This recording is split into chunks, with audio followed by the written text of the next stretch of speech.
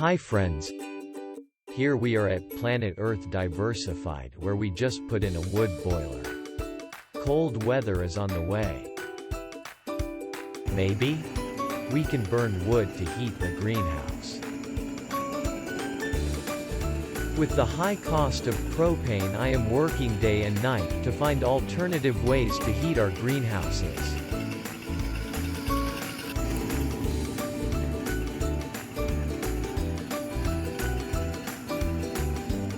What will I do with all the money I have saved? I think I will build a hydraulic log splitting machine.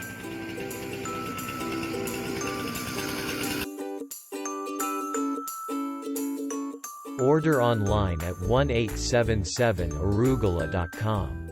Please subscribe and ring the bell for notifications.